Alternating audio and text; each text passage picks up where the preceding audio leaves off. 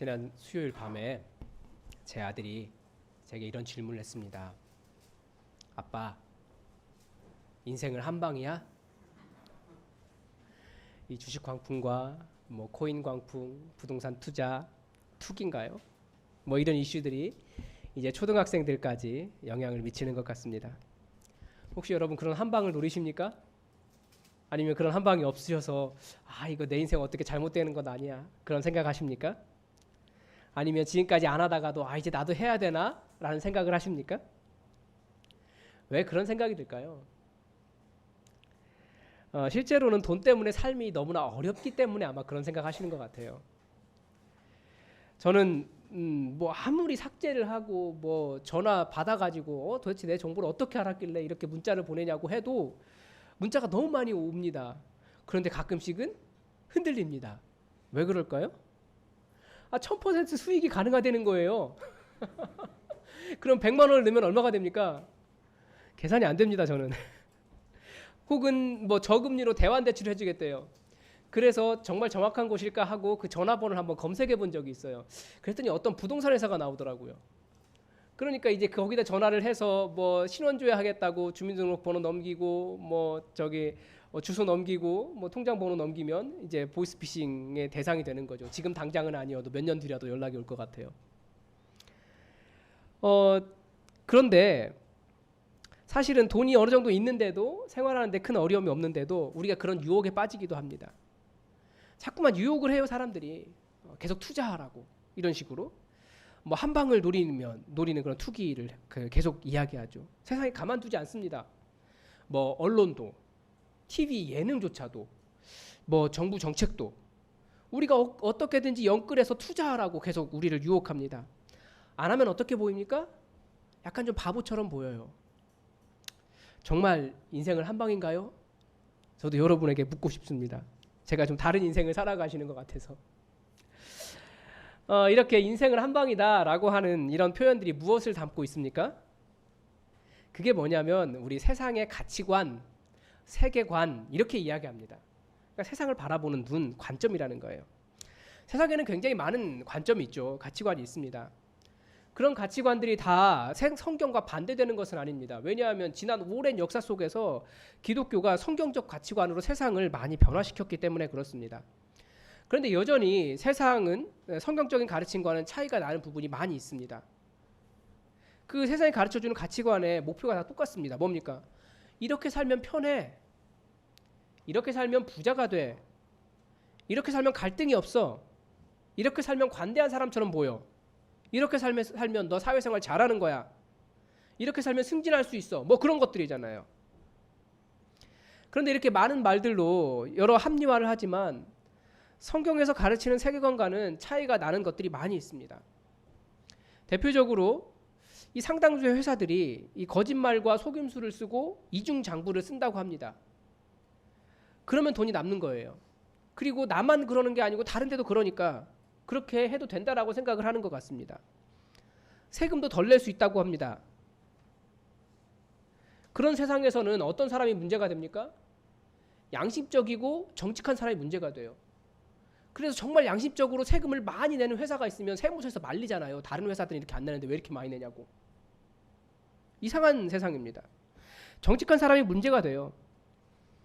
그리스도로 살기 위해 열심히 살면 자기 거 못 챙기는 사람 혹은 눈치 없는 사람, 잘 부려먹을 수 있는 사람 이런 평가를 받을 가능성이 많습니다. 또 때로는 직원들에게 마땅히 줘야 될 급료를 주지 않는 사람도 있는 것 같습니다. 일한 사람에게 그 일한 대가를 주는 것은 고용한 사람의 아주 중요한 의무 중에 하나입니다. 그래서 조금 늦게 주거나 혹은 적게 주거나 그 사람이 깨닫지 못하면 주지 않으려고 하는 게 세상이에요. 그런 것 가지고 사업 잘한다라고 이야기합니다. 그래서 가끔씩 그리스도인들은 어떻습니까? 세상 살다가 바보가 된다는 생각을 해보신 적이 여러분 있지 않으십니까? 우리는 바보처럼 당하는 경우도 많은데 또 세상은 그리스도인들에게 별로 기대하지 않아요. 왜 그럴까요? 당연히 두 가지겠죠.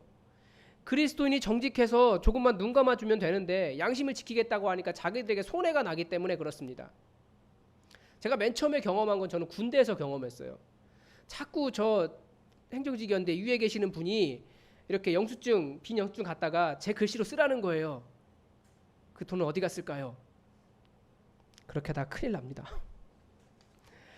또 하나는 사실 그리스도인이 훨씬 더 바보가 아니기 때문입니다. 자신의 것을 잘 챙기고 때로는 희생정신이나 섬기는 생각이 없이 나눌 줄도 모르고, 그래서 권사님들과 이야기하다가 혹시 주변에 다른 그리스도인들 때문에 그 신앙생활하는데 힘든 경우가 있었냐라고 물어보니까 없는 분이 없더라고요. 다들 정말 그리스도인들 하면 이게 치가 떨리는 부분이 권사님들에게도 있어요. 오늘 본문은 바로 그런 주제를 다루고 있습니다. 우리는 계속 고민할 수밖에 없어요. 그리스도인의 바른 삶이 무엇인가? 사실 마가복음은 예수님 시대, 복음서는 예수님 시대를 반영하고 있는 것이기도 하지만 이 마가복음을 전수한 마가 공동체, 마가 교회겠죠. 그 공동체가 살았던 그 사도와 그 사도 다음 시대의 이슈를 반영하고 있습니다. 그 시대의 아주 중요한 이슈인데, 그 시대의 이슈가 지금 여기 나와 있는데 그게 뭘까요? 로마에게 세금을 바치는 문제였습니다. 여러분, 세금 바치는 게 문제가 됩니까? 여러분들에 비하면 사실 저는 아무것도 아니지만 저도 지금 법에 따라서 세금을 착실하게 내고 있습니다. 잘 내고 있어요. 근데 금액이 여러분에 비하면 굉장히 적습니다. 그런데 당시에 이 로마의 세금 내는 건 어떻게 보면 당연한 국민의 의무인데 그것이 종교적인 갈등이 있었습니다. 왜 그러냐면 당시 로마 동전에는 이런 문구가 적혀 있었습니다. 신 아우구스투스의 아들 티베리우스 가이사르 아우구스투스. 뭐라고 적혀 있습니까? 그 황제 가이사르를 신이라고 부르고 있는 거예요. 그리고 거기에는 누가 그려져 있습니까? 티베리우스 황제의 얼굴이 그려져 있는 겁니다. 그러면 신앙심이 있는 사람들에게 그 돈을 인정한다는 것은 뭐가 됩니까? 그 로마의 황제가 신이라는 것을 인정하고 그 형상에게 절하는 모습이 된다는 거예요. 정확하게 우상 숭배였습니다. 그래서 그 시대에 신앙인들에게 큰 갈등이 되었습니다. 카이사르를 신이라고 부르고 있었고 로마 정부에게 세금을 바치면 인정하는 것 같으니까. 오늘 본문에 등장하는 바리새인들, 헤롯 당은 서로 입장이 달랐습니다. 바리새인들은 우상 숭배라고 하면서 그러나 갈등할 수밖에 없기 때문에 갈등이 일어나는 것을 피하기 위해서 세금을 납부를 하긴 했습니다. 그리고 로마로부터 독립하려고 하는 사람들은 항상 세금 납부 거부 운동부터 시작했습니다. 그건 우상 숭배라는 거예요. 그러면 이스라엘 사람들은 다 일어났어요. 왜? 우상 숭배를 거부하는 일이니까. 그건 로마의 독립전쟁이 아니라. 본문에 나오는 헤롯 당도 사실 정체가 매우 불분명합니다. 아마 세례 요한을 죽일 때 어떤 역할을 했던 헤롯 지지파였을 것으로 추정합니다. 분명한 것은 세금을 내야 한다는 입장이었다는 거죠. 그런데 이 두 부류가 예수님을 찾아온 이유가 무엇입니까? 13절에 보면 그들이 보냈다라고 되어 있습니다. 이 그들이 누굽니까? 우리 지난주에서도 봤지만 대제사장들, 서기관들, 장로들입니다. 지난주 포도원 비유에서 보았듯이 탐욕에 가득 차서 하나님의 것을 자기의 것이라고 주장하는 사람들이었습니다. 예수님께 곤란한 질문을 해서, 즉 세금을 바치는 것이 옳은지 옳지 않은지를 질문해서 예수님 시험에 빠지게 하려는 거예요. 그런데 이 사실은 바리새인도 헤롯 당도 서로 반대되는 입장인데 이날에 예수님을 시험하는 일에는 하나가 됐습니다. 진리는 항상 그런 공격을 받아요. 그리스도인도 그런 공격 받아요. 양심대로 살려고 하면 그런 공격 받습니다. 그런데 그게 뭡니까?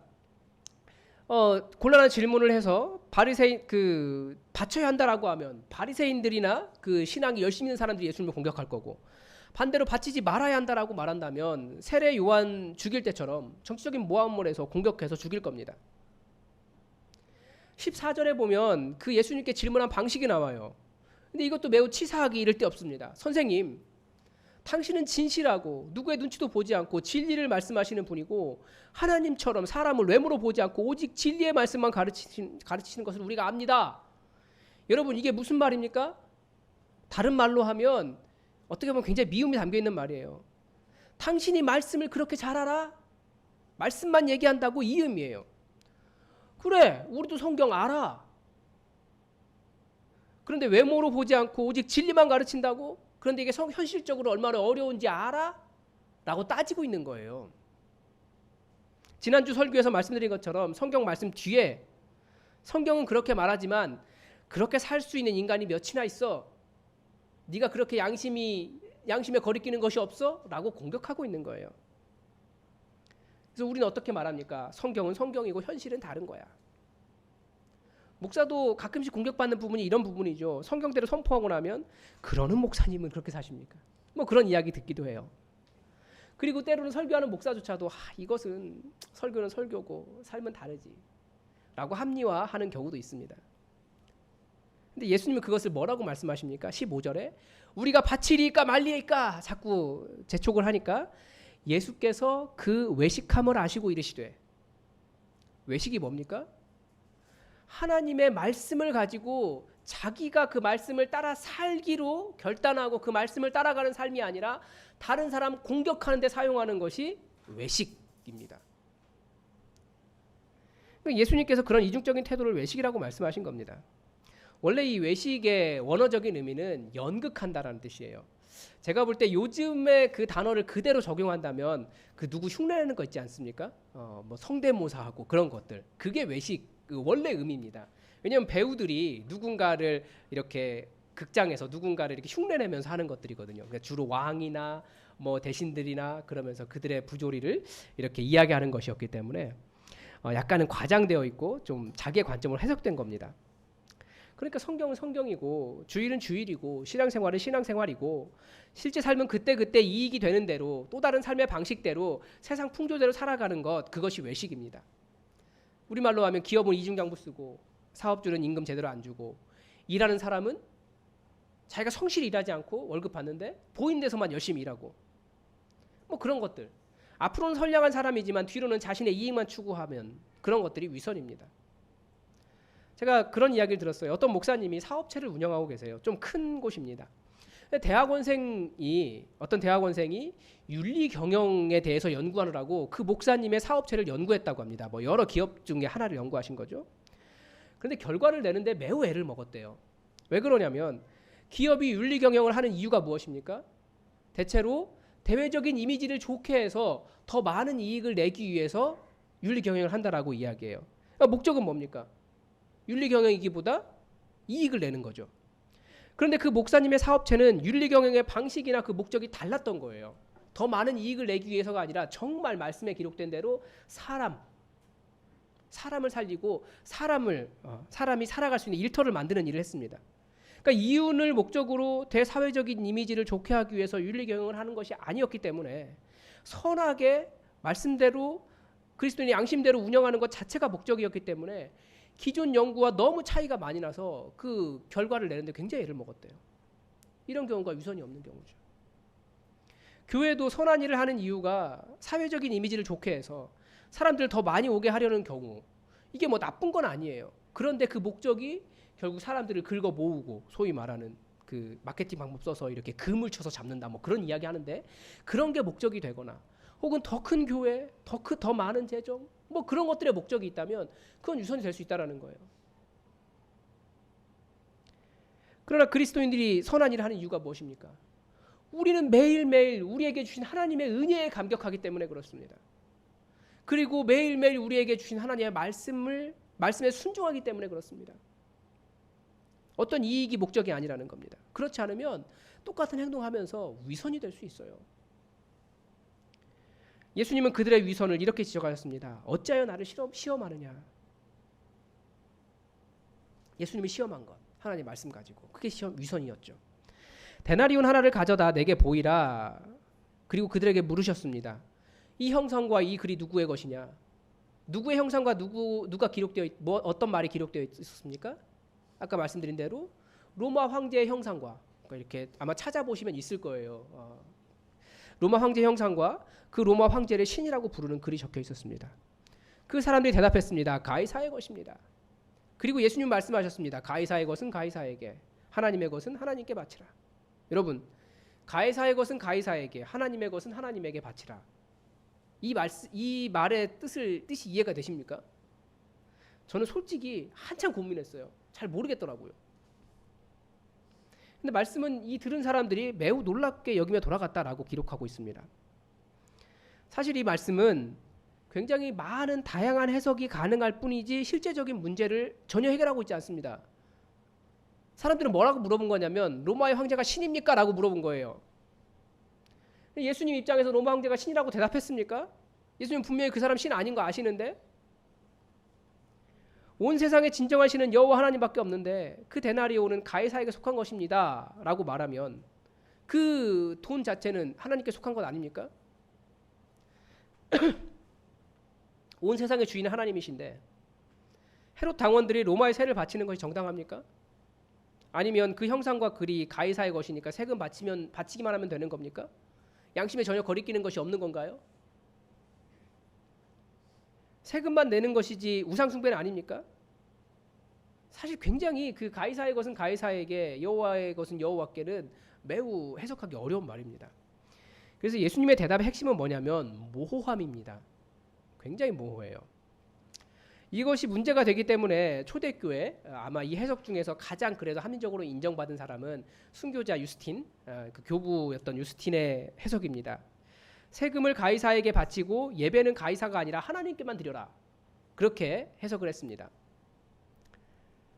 이 해석 안에는 무엇이 들어있습니까? 가이사가 비록 자기가 신인 것처럼 행동을 하고 있지만 그 사람은 신이 아니다.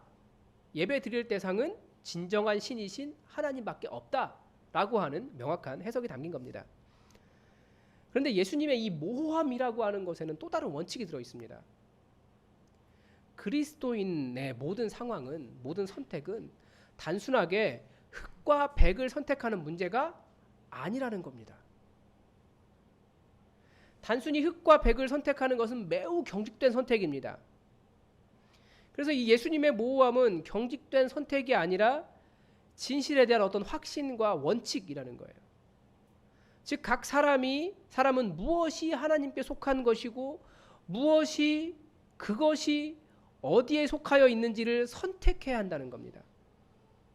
우리 지금까지 흑과 백을 선택하도록 배워온 것이 많이 있습니다.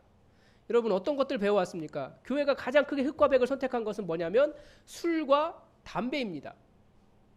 요즘은 여러분 다 알아서 해석하고 계시죠? 네. 그런데 우리 사랑하는 사람들이 술과 담배 한다고 그 사람들 잘못된 겁니까? 아니에요. 그 사람들도 예수 믿어야 할 사람들이에요. 그런데 술과 담배 때문에 못 들어오는 거예요. 제가 그런 비슷한 경우가 좀 하나가 있습니다. 이제 저희 애가 초등학교를 들어가고 저희 아내가 친구 엄마들을 사귀기 시작했어요. 뭐 놀러도 가고 재미있는 것 같습니다. 가끔씩 밥도 먹고. 그런데 얘기를 들어보니까 그분들은 또 따로 모여서 밤 11시까지 얘기하고 노신대요. 뭐 하고 노실까요? 한 분은 계속 편의점 왔다 갔다 하시는 거죠. 왜 가지는지 아시죠? 네. 그런데 그 친하니까 저희 집을 부르려고 해도 남자들도 이제 친하게 된 거예요. 저희 집도 부르려고 해도 그분은 부르면 안 돼. 목사니까 부르면 안 된다는 거예요. 이거 하니까. 그래서 제가 제 마음으로는 그래서 불러주기를 바라고 있습니다. 내가 가서 편의점 이렇게 올라와 있는데 계단 다니다가 넘어질까봐 내가 심부름할 테니까 혹은 취해서 흔들리면 내가 업고 갈 테니까 차라리 나도 불러줘라. 왜냐하면 그분들도 복음을 들어야 될 사람들이거든요. 저는 아직 그 관계가 없잖아요. 복음을 전하기까지 굉장히 많은 관계가 맺어지고 오랜 시간이 걸리는데 사람들의 마음에 많은 걸림돌이 제거가 돼야 되는데 그 오랜 관계가 저한테는 없는 거예요. 그래서 복음을 전하기 위해서 저는 너무나 그분들이 필요해요. 물론 그런 목적이라면 좀 그렇긴 하지만 아무튼 그렇습니다. 그래서 불러달라고 얘기하는 거죠. 그런데 이미 제가 목사라고 말하기 때문에 목사인 걸 알기 때문에 안 부르는 거예요. 이게 바로 흑과 백이라고 하는 그 뭐라고 할까요? 매우 경직된 선택을 하기 때문에 나타나는 문제입니다. 또 뭐가 있습니까? 주일성수. 이 코로나 시대가 가장 먼저 도전한 교회의 흑과 백의 논리 중에 하나가 주일성수잖아요. 교회 안 나와도 온라인으로 예배드릴 수 있다. 이게 굉장히 지금 교회에게 큰 도전이 되고 있습니다. 왜냐하면 전통적인 메시지가 그것이었기 때문에. 또 중요한 게 무엇이냐? 우리는 고민하기 시작했어요. 분명히 교회는 어떤 메시지를 내놓게 될 겁니다. 주일성수를 뛰어넘고 진짜 그리스도인이 무엇인가에 대한, 어떻게 예배드리는 것이 진짜 예배인가에 대한 진짜 답을 내놓게 될 겁니다. 저는 그 답이 공동체에 있다고 봐요. 공동체에 있다고 봐요. 뭐 그런 거죠. 또 대표적으로 교회 전통적인 메시지 흑과 백을 선택하도록 하고 있는 것이 제사의 문제입니다. 여러분, 기독교인들은 제사에 참여하지 않습니다. 그렇죠? 지금까지 이것도 확실해요. 왜냐하면 그것이 우상 숭배이기 때문입니다. 절하지 말라고 배웠어요. 그런데 이 가르침은 제사가 가진 기능과 이 한국의 가족 전통을 무시하는 결과가 되어버렸습니다. 그래서 아예 그리스도인이면 오지도 말라고 하잖아요. 그런데 제사 안에는 독특한 부분이 있어요. 조상을 신으로 섬기고 조상신이 와서 차려놓은 밥을 먹고 간다라고 하는 종교적인 개념이 있습니다.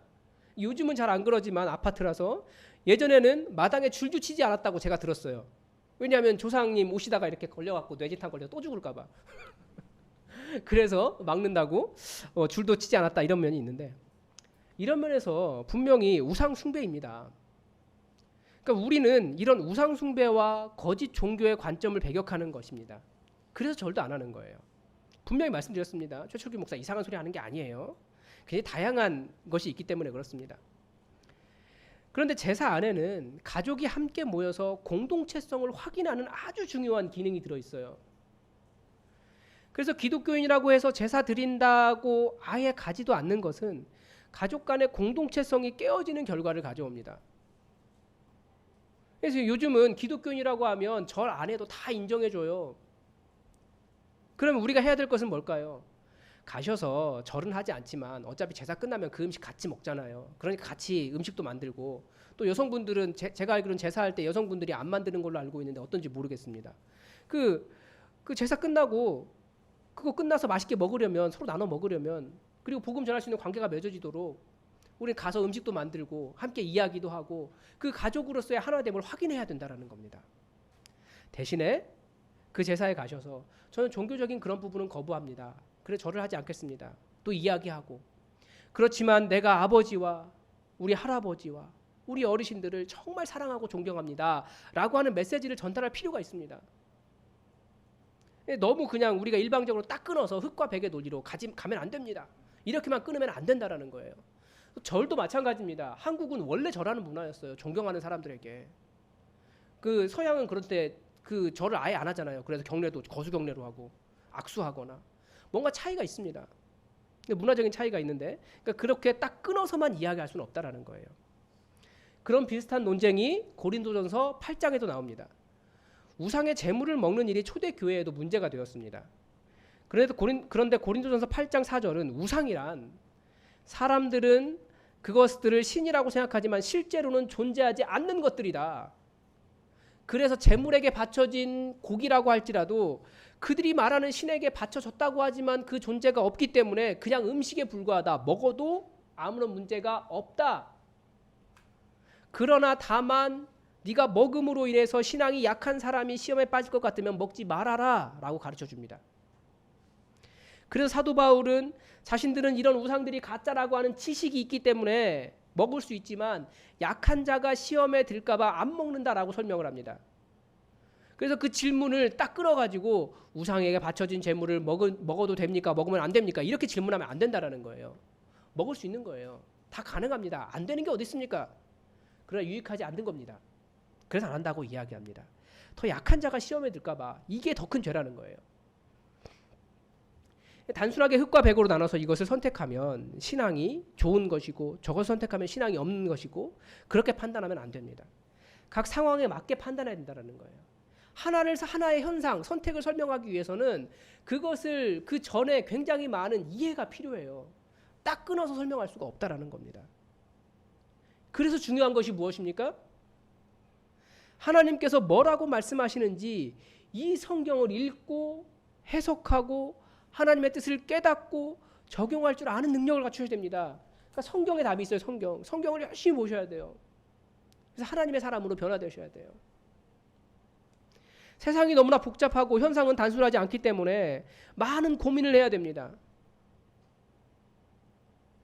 그러니까 그리스도인들, 이 세상에서 그 많은 선택에서 어떻게 해야 하는가에 대한 정답이 존재하는 것이 아니라 내가 속한 세상에서 하나님께 속한 사람인 나는 누구인가, 이 정체성에 대한 대답과 그리고 이 성경, 내가 따라가고 있는 예수 그리스도의 방식, 이 성경을 통해서 선택하는 겁니다.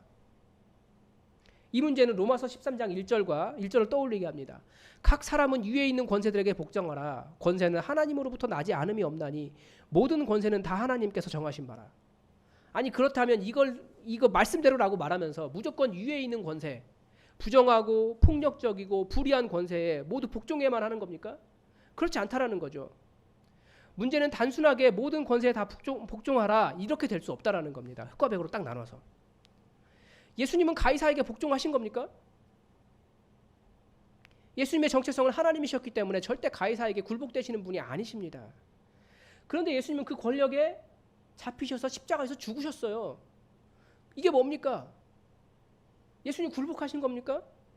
아니면 굴복하지 않으신 겁니까? 그래서 여기에서 먼저 생각해 봐야 될 것이 우리의 정체성이라고요. 뭐 이런 용어가 있는 것은 아닌데 제가 그냥 만들어낸 용어입니다. 여러분 우리 그리스도인들의 제1의 정체성이 무엇입니까? 우리는 하나님의 자녀라는 정체성입니다. 그런데 그리스도인은 하나님께서 온 세상의 주인이시기 때문에 많은 사람들이 하나님의 입장에서 자기가 승리자인 줄 알아요. 우리가 생각하는 승자는 누굽니까? 정복자에 가깝습니다. 강자, 누구에게도 꿀리지 않는. 그래서 돈도 많아야 되고 권력도 많아야 되고 무엇인가 괜찮아야 되고 정복자에 가깝습니다. 그래서 석탄일에 그 조계사 앞에 가서 찬송가 부르고 불교를 모독하면서 진짜 하나님은 여호와밖에 없다라고 선포하면 그것이 영광이 되겠습니까? 뭘 존재하지도 않는 신과 그렇게 싸워가는지 모르겠어요. 정말 싸워야 될 것은 그것이 아니라니까요. 우리가 누구와 싸워야 될지를 정확하게 모르는 거예요. 하나님의 자녀라고 하는 정체성은 우리의 신분이 변하고 새롭게 태어났다는 것을 의미합니다. 우리의 제1의 정체성이 하나님의 자녀라면 제2의 정체성은 무엇일까요? 그건 국가의 문제예요. 제가 아직도 그 단어가 기억이 안 나는데 내셔널리티 이게 뭔가요? 국가, 주권? 뭐 그런 건가요? 네. 우리가 어느 나라에 속해 있는가 이것이 두 번째 정체성입니다. 다 같이 빌립보서 3장 20절 한번 찾아보겠습니다.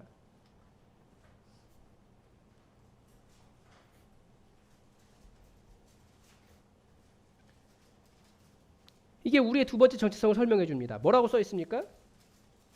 그러나 우리의 시민권은 하늘에 있는지라 거기로부터 구원하는 자 곧 주 예수 그리스도를 기다리노니. 우리의 시민권, 우리의 국가는 하늘이라고 가르쳐 줍니다. 그런데 우리는 어디에 살고 있습니까? 이 땅에 살고 있어요. 그럼 이 땅은 하나님 나라 아닙니까? 예수님 오셨는데. 그래서 이 땅을 뭐라고 이야기합니까? 이미 하나님 나라가 왔다. 그러나 완성되지 않았다라고 이야기합니다. 그러니까 우리는 하나님 나라의 백성으로서 이 땅을 하나님 나라로 바꿔가는 사람들입니다. 그런데 그 하나님 나라가 언제 성취됩니까?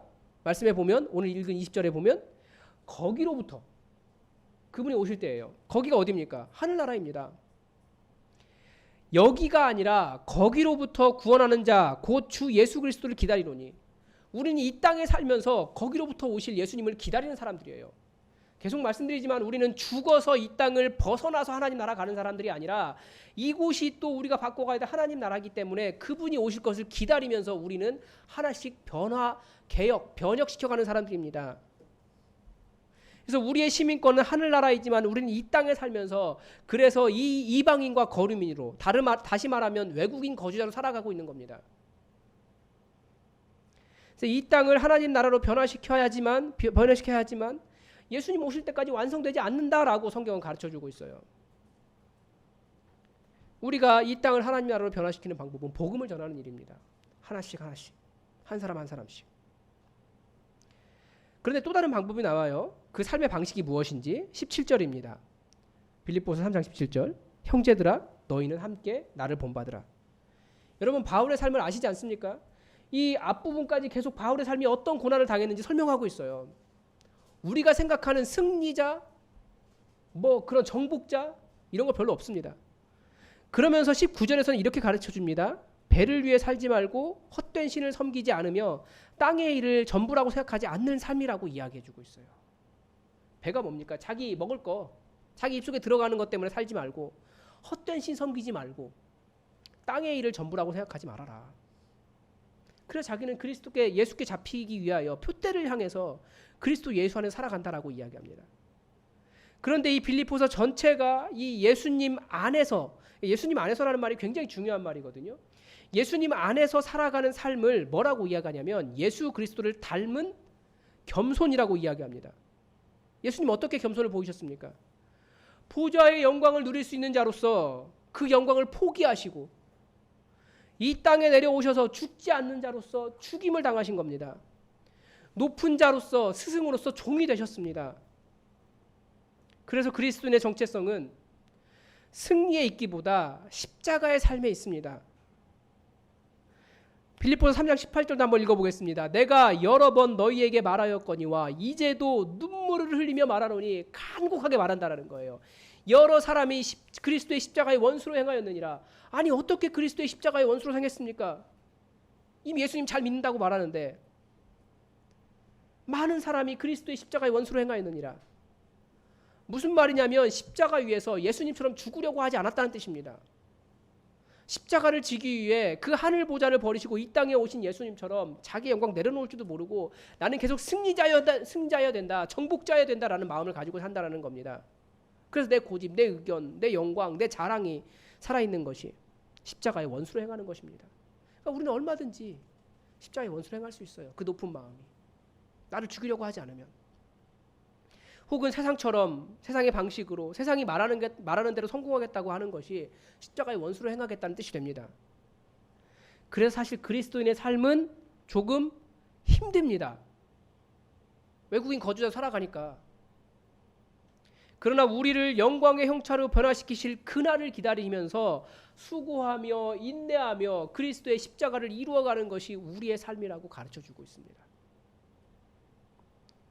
우리의 삶의 방식, 가치관은 세상과 명확하게 다릅니다. 만약 세상의 방식대로 이중장부도 쓰고 좋은 게 좋은 대로 거짓말도 하고 다른 사람들 다 하니까 안전장비도 잘 갖추지 않고 권력이 있으면 갑질도 하고 내가 편한 대로 손해보려고 하지도 않고 희생하는 마음도 없고, 그러면 잘 살아가는 겁니까? 진정한 그리스도인들은 그렇게 살면 마음이 불편합니다. 그 불편함이 당연한 겁니다. 우리는 가이사의 땅을 살아가는 하나님의 백성이기 때문입니다. 사실 그리스도인들이 선을 베풀면 세상은 그것을 호의로 받지 않고 앞으로 호구로 봅니다. 그리스도인이 선을 베풀어도 감사함으로 돌아오지는 않습니다. 그래서 그리스도인들은 그것을 알고 이 가이사의 땅에 어떻게 살아남을지 치열한 고민을 하면서 동시에 하나님 나라를 만들기 위해 선한 영향력을 드러내며 살아가야 되는데 그 삶이 쉽지 않다는 겁니다. 그런데 그렇게 수고하며 애쓰며 인내한 모든 그리스도의 삶의 대가가 무엇입니까? 우리 주님이 오시는 그날에 있다라는 거예요. 우리 주님 오시는 그날에 우리의 낮은 몸을 예수님과 같은 영광의 형체로 변화하실 것입니다. 그게 예수님께서 말씀에 약속하신 거예요. 여러분 하나님의 것입니다. 그리스도를 살다가 손해보는 것, 어려운 것 당연합니다. 사실 승리가 온전히 승리만 있는 건 아닙니다. 예수님도 죽으셨습니다. 그래서 여러분, 가이사의 것은 가이사에게, 하나님의 것은 하나님에게 라고 하는 말은 여러분은 누구의 것입니까? 라고 질문하는 겁니다. 그래서 여러분을 세상의 가치관과 그런 세상이 가르쳐주는 말들, 그런 것들에 여러분 자신을 바치지 마시고, 다른 말로 하면 가이사에게 바치지 마시고 여러분 자신을 하나님께 바치시기 바랍니다. 기도하겠습니다. 하나님, 우리를 이 땅에서 하나님의 자녀로 삼아주시고 또 우리 나의 정체성이 하늘나라에 있게 하시니 감사합니다. 그러나 우리가 이 땅을 살아가고 있습니다. 하나님 나라 아닌 너무나 험한 곳을 살아가고 있습니다. 끊임없이 세상의 가치관은 우리에게 그리스도의 삶을 포기하게 만들지만 우리는 하나님만 바라보며 우리 자신을 주님께 바치기를 원하오니 우리를 인도하여 주시고 성령으로 충만케 하여 주시고 예수 그리스도의 이름으로 인내할 때에 우리가 너무나 힘들거나 무겁거나 어려운 삶이 되지 않도록 우리를 붙잡아 주시옵소서. 예수 그리스도의 부활의 영광이 우리 가운데 있게 하시며 무엇보다도 성령에 충만하여 이 모든 삶 기쁨과 찬양하며 지나갈 수 있도록 주님 다시 오실 그날을 기다릴 수 있도록 우리와 함께하여 주시옵소서. 주님의 은혜에 감사드리며 예수 그리스도의 이름으로 기도드립니다. 아멘.